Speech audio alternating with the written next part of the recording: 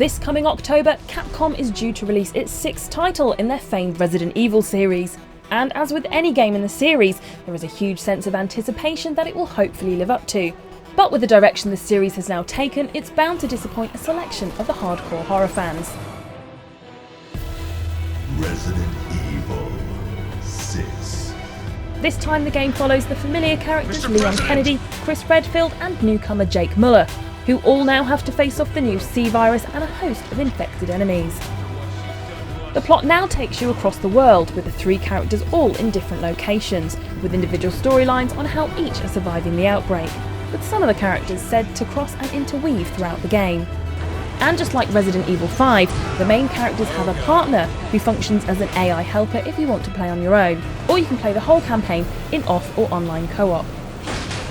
First impressions from the demo that we played is that this is very much an action horror, straying completely from the earlier games in the series and sticks to the gameplay we've come to know from Resident Evil 5. This isn't all bad, but it would have been nice to see some more dedicated horror elements for fans of the series who have much fonder memories of this, rather than the typical third-person action fare with little to no horror that we're seeing plastered all over the gaming market at the moment.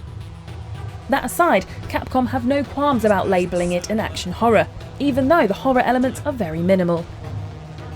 The game now features an evolved control system, allowing characters to shoot whilst running, to slide and roll, to take cover, and this time the enemies have been totally upscaled, losing the slow, stumbling zombies from the early days. The C-Virus victims can now run, jump and even use weapons. The game is no longer a claustrophobic affair, as it takes you through North America, Eastern Europe and China, with different elements of the story jumping between the locations.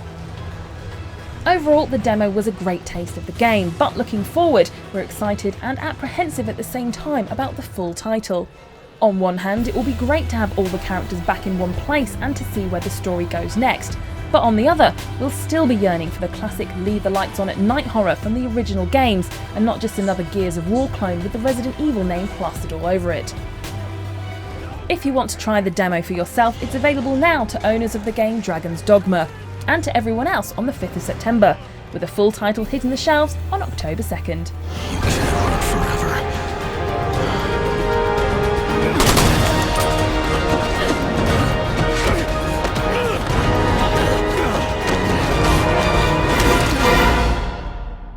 Put your gun down, Chris.